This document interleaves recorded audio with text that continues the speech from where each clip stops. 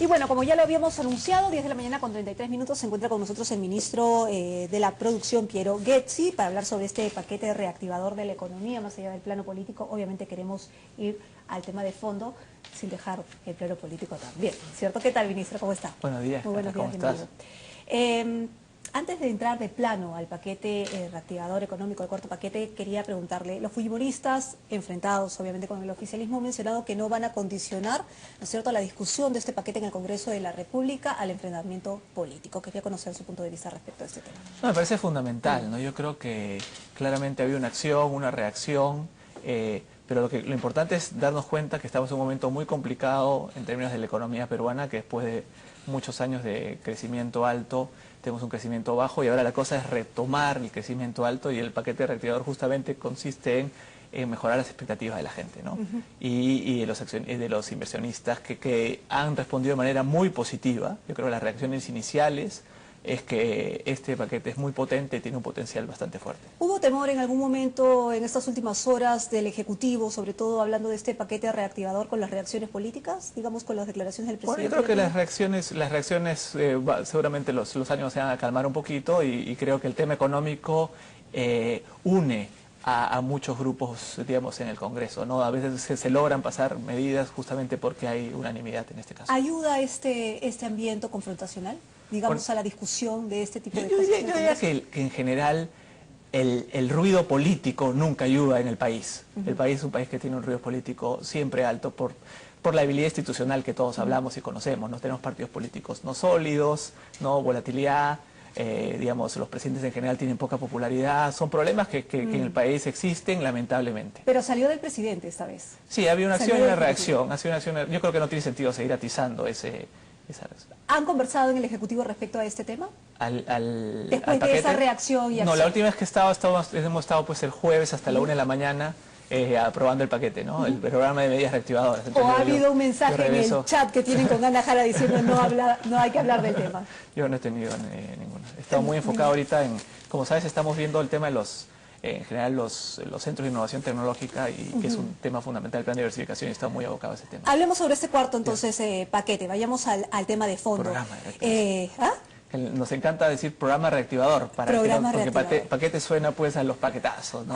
Bueno, así le han puesto, ¿no? A algunos sectores. Hay algunos sectores que están preocupados, sobre todo la Cámara de Comercio o ADEX, por ejemplo, los exportadores, han vuelto a mencionar que, digamos, es un paquete tibio, ¿no es cierto? Que son acciones tibias y que en el fondo no va a mejorar o reactivar. No, yo creo que decir que esto es tibio no se ajusta a la realidad para nada.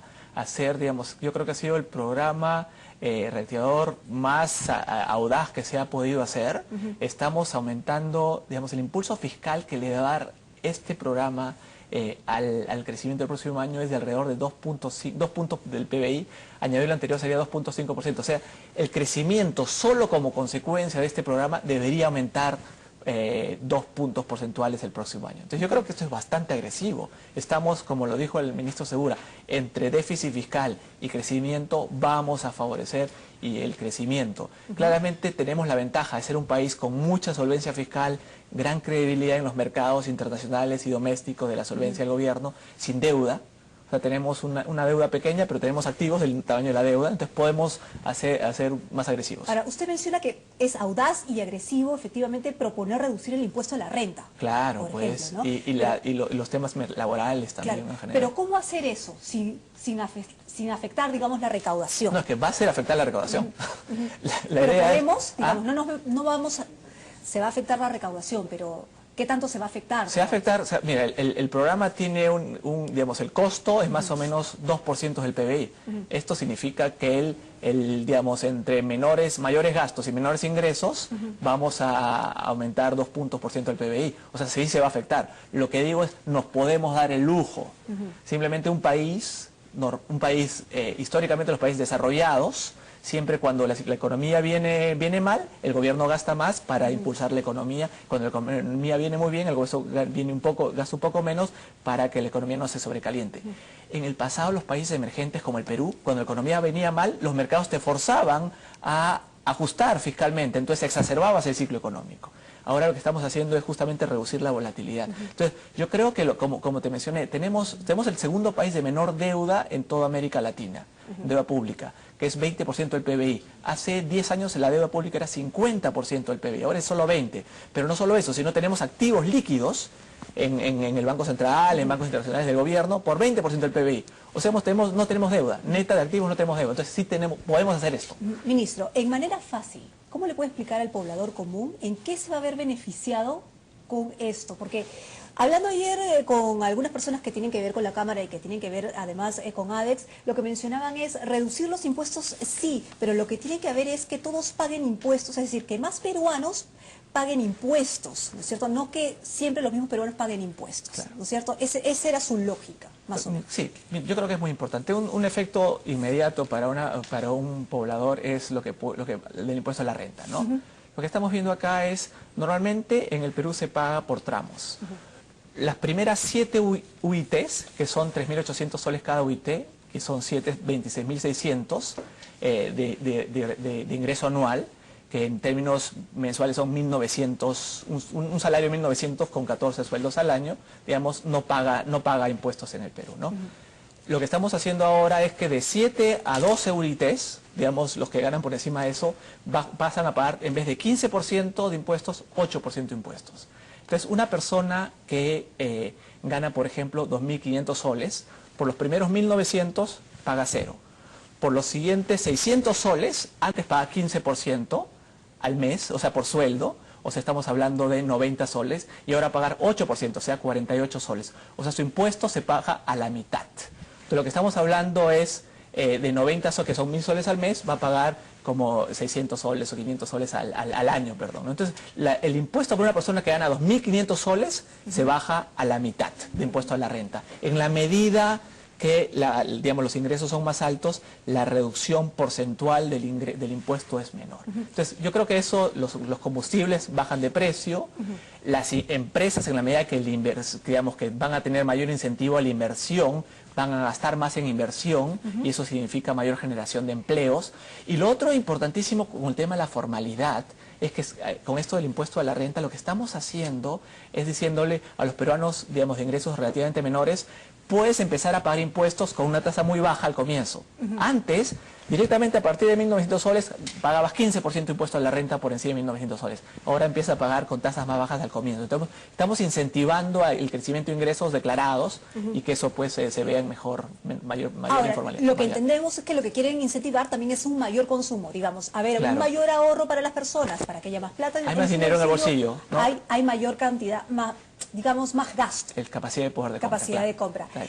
Ahora, hablando con algunos especialistas, dicen, es una buena opción, pero si es que le garantizan al ciudadano que eso va a ser permanente. Es permanente, es permanente, claro, la bajada es permanente. La bajada tanto el impuesto a la renta como a las personas naturales de cuarta y quinta categoría, como a las empresas, es permanente. Por ejemplo, el impuesto a la renta a las empresas bajar, digamos, a 28% por 2 años, a 27% los siguientes 2 años y a 26% luego, ¿no? Ministro, un momentito. Yo solamente quiero hacer la acotación. Aquellas personas que están, digamos, viendo en directo y están viendo esta entrevista y están interesados en hacerles conocer al ministro alguna duda, aprovechen y escríbanos ahora porque después no van a tener tiempo. Así que aprovechen y acá le damos a conocer sus dudas al ministro mientras estamos conversando. Bueno, ya, estamos hablando del impuesto a la renta. Ahora vamos a hablar sobre los combustibles, claro, el selectivo al consumo. ¿A quién les va a beneficiar finalmente? Bueno, estamos hablando del selectivo al consumo.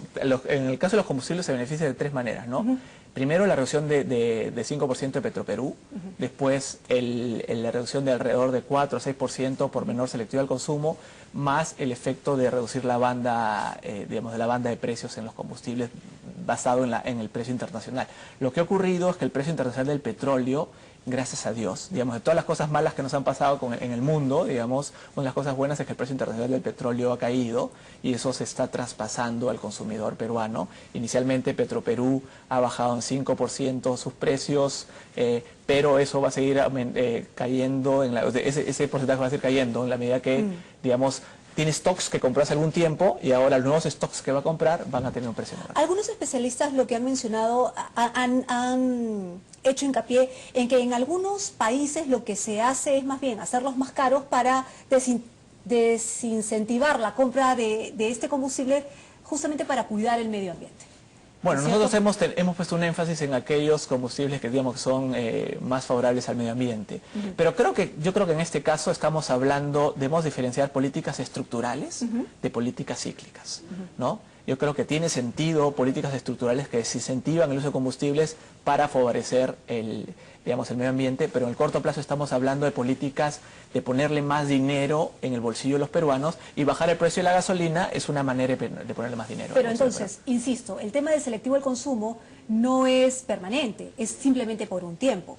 No, entiendo que es permanente, no es permanente, es permanente. Claro. O sea, el precio, en la medida que el precio internacional no suba de manera abrupta, el precio más bajo es permanente para el consumidor. Ahora, también se va a dejar de recaudar. Claro. Pero en estos momentos, digamos, el Estado peruano... Tiene sentido.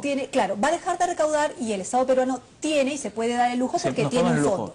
Que es la segunda vez en la historia del Perú que podemos hacerlo. Muy bien, porque tiene un fondo. Porque no tenemos deuda casi. Podemos salir a los mercados, invertir si fuera, a endeudarnos si fuera necesario. Claro, pero no es permanente, digamos, estamos en una buena situación en estos momentos. ¿Qué hacer precisamente para que nos podemos dar el lujo no cambie? Mira, un país que crece nunca tiene problemas de deuda, ¿no? Es como si tú tienes tu deuda, pero tu ingreso sube 10% cada año, tu deuda se licúa como porcentaje en tu ingreso.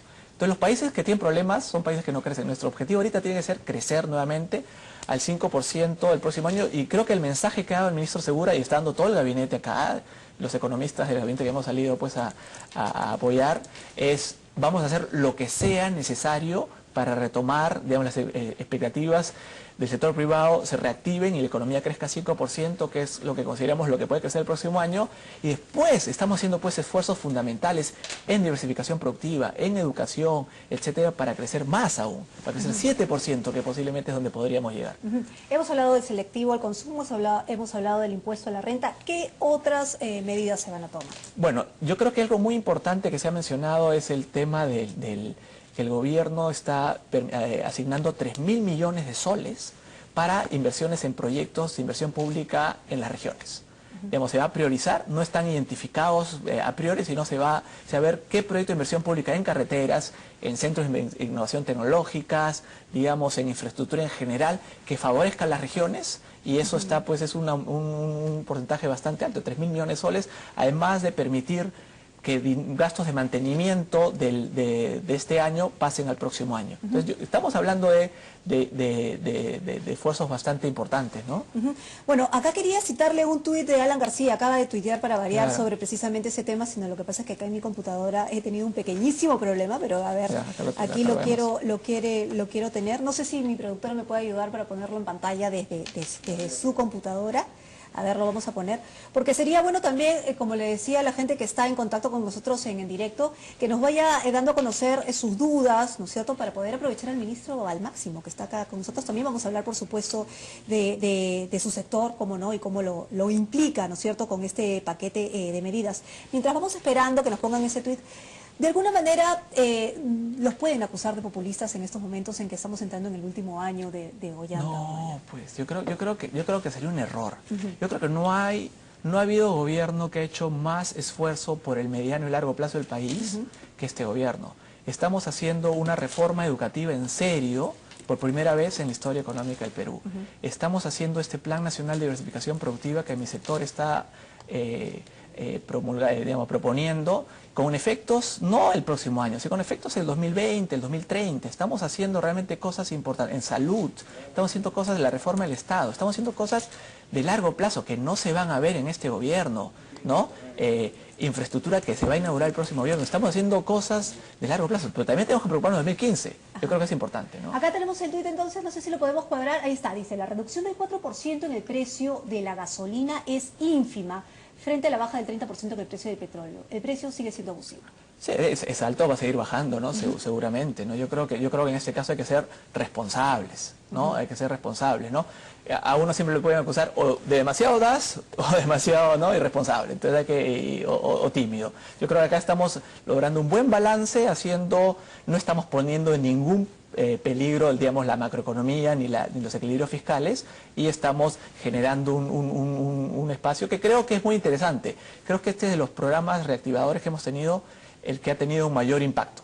Creo que es el que se ha visto en el sector privado. El sector privado pedía menores impuestos, pedía medidas de dinamismo del sector laboral, pedía más audacia. Y creo que este programa tiene esos requisitos. ¿Y por qué se han demorado tanto? Bueno, la economía claramente ha mostrado signos, y uno tiene que reaccionar basado en la información que tiene, ¿no? Y ahorita se muestra pues que el crecimiento este año no va a ser. Tenemos a Pierre Pazzoni que dice, señor ministro, ¿y cómo queda el drawback? ¿Se van a activar las partidas o ese beneficio va a el martes salió en el peruano ya que hay una bajada de 5 a 4% para el próximo año de manera progresiva. Claramente el drawback es, digamos, un subsidio que en el largo plazo tiene que desaparecer como consecuencia de mejoras en productividad. Digamos, no queremos que las empresas vivan en base al drawback, pero sabemos que no es el mejor momento, y en ese sentido el ministro Segura cambió los efectos iniciales del drawback. Entonces ya está corregido ese pequeño problema que hubo. Muy bien. Bueno, abrimos el Twitter para que ustedes preguntaran, que conste, miren. Bueno, ya no llegaron más, pero yo lo que quería conocer es también cuál es el trabajo que están haciendo en su sector y de alguna manera cómo va a cambiar su sector o cómo se va a acoplar precisamente con este paquete de medidas. Bueno, nosotros tenemos varias cosas, ¿no? Yo creo que, como mencioné, el centro, la columna vertebral del Ministerio de la Producción es el Plan Nacional de Diversificación Productiva, que va básicamente a meterle más motores al crecimiento, de manera tal que podemos regresar a crecer 7% sin el viento favorable de los precios internacionales, que posiblemente no lo vamos a tener, ¿no? El viento de cola que tuvimos entre 2004 y 2011. Entonces, estamos trabajando en reactivar sectores, hemos lanzado mesas técnicas en el sector acuícola, hemos lanzado una mesa técnica en el sector forestal, y estamos dispuestos, escuchando el sector privado, ver qué otros sectores tienen potencial y nosotros ver qué podemos hacer en el sector público, con infraestructura, con bienes públicos, digamos, como reglamentación, normativa, etcétera. ¿Qué podemos hacer para que ciertos sectores despeguen? Yo tengo un ejemplo. El sector forestal en el Perú exporta 150 millones de dólares. Chile, que tiene peores condiciones, digamos, relativas, que nosotros, exporta 6.000 millones de dólares. Tenemos la posibilidad pues, de aumentar el sector 40 veces. Y ese tipo, hay varios sectores como ellos que tienen potencial. Pero, digamos, ¿el mercado chileno tiene el problema que nosotros tenemos con el tema de la tala ilegal, por ejemplo? No, pero tiene, por ejemplo, un árbol en Chile se crece en 3 veces más que el tiempo que el Perú. O sea, tenemos mucho espacio para hacer. Los problemas que hay en el Perú existen, los problemas de seguridad, de corrupción, de institucionalidad, existen. Eso no significa que la economía no pueda crecer. Cuando logremos resolver esos problemas, vamos a ser un país desarrollado. El fenómeno del niño, que es lo que se nos viene. Claro, pues bien, el fenómeno del niño, yo creo que el fenómeno del niño ha tenido un efecto muy negativo sobre la pesca este año en el país. Más en la pesca que en otros sectores. Yo creo que sigue siendo un fenómeno leve, se sabe que es la expectativa que es un fenómeno leve, moderado en general, pero para la pesca y para la anchoveta en particular ha tenido un efecto importante, pero yo creo que nos muestra lo importante que es, primero, políticas adaptativas, segundo, también dentro de la pesca tener la diversificación productiva, depender de otros recursos también como la pota, el atún, digamos, y la acuicultura como mecánica de crecimiento. Muy bien, ministro, muchísimas gracias por tomarse el tiempo de venir a explicarnos un poco este paquete reactivador, como le han llamado ustedes, y suerte, y ojalá les vaya bien en el Congreso de la República en este... A los peruanos nos tiene que ir bien, ese es por el Perú. Muy bien, pero el cese del enfrentamiento político, pues, ¿no? Primero, muchísimas gracias. Muchas gracias. Piero Bezzi, ministro de la Producción, con nosotros en directo. Una pausa, volvemos.